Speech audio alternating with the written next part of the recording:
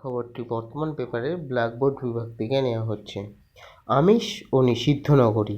অনুষ্ঠান বাড়ির নেমন্তন্ন পেয়ে আনন্দে মনটা নেচে উঠেছে, কিন্তু গিয়ে দেখলেন সব খাবারই নিরামিষ। যা, নিমেষে সব আনন্দ মাটি। ভোজন রসিক বাঙালির কাছে তো সেটাই স্বাভাবিক। জানেন কি, অবিকল একই ধরনের হতাশা আপনাকে গ্রাস করতে পারে গুজরাতের পালিতানায়। ভাবনগর জেলার অন্তর্গত এই শহরে মাংস, ডিম সহ যাবতীয় আমিষ খাবারের নিষেধাজ্ঞা রয়েছে। খাওয়া ও বেচাকেনা দুটোই কঠোরভাবে বন্ধ। নির্দেশ অমান্য করলে সংশ্লিষ্ট ব্যক্তিকে কড়া শাস্তির হুঁশিয়ারিও দিয়ে রেখেছে প্রশাসন। বিশ্বের আর কোনো শহরে এমন নজির নেই।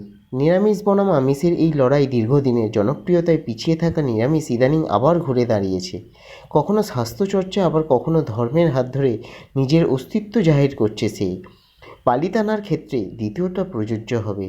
ধর্মভক্তির নিরিখে পালিতানা সাধারণ শহর নয়, জৈনদের অন্যতম পবিত্র তীর্থভূমি। এই অঞ্চলের ডাকনাম জৈন মন্দিরের শহর। শত্রুঞ্জয় পাহাড়ের কূলে অবস্থিত এই শহরে বিখ্যাত আদিনাথ সহ ছোট বড় 800টি জৈন মন্দির রয়েছে। 2014 সালে প্রায় 200 জৈন সন্ন্যাসী এই শহরে প্রায় 250টি কসাইখানা বন্ধের দাবিতে অনশনে বসেছিলেন। সেই আন্দোলনেরই ফসল এই সরকারের নিষেধাজ্ঞা। পালিতানাকে দৃষ্টান্ত করে সেই পথেই হাঁটছেন গুজরাটের রাজকোট, ভদোদরা, আহমেদাবাদের মতো বড় শহরও। পালিতানার মতো কঠোর না হলেও রাজকোট প্রশাসনও আমিষের উপর কিছু বিধিনিষেধ আরোপ করেছে। জনসমক্ষে আমিষ খাবার তৈরি ও প্রশাসনের নিষেধাজ্ঞা রয়েছে ওই শহরে। নমস্কার।